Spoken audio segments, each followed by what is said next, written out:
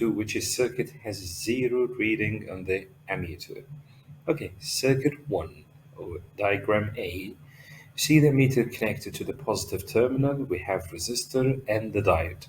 Note that the diode now is connected in the forward bias. It means that this side is positive, must be connected to the positive, and the other one, which is negative, must be connected to the negative side.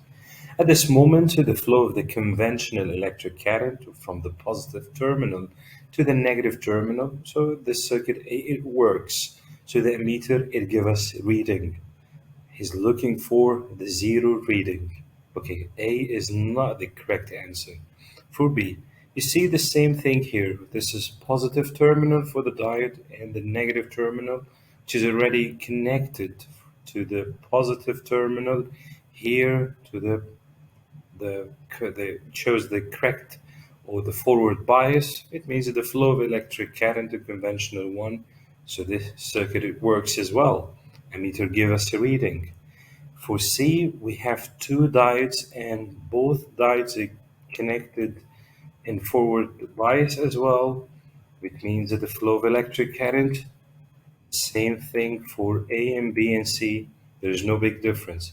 For D, we found that the first diode is connected as in forward bias, but the second one, no, is the wrong or the backward bias. It means this side is positive, but unfortunately connected to the negative.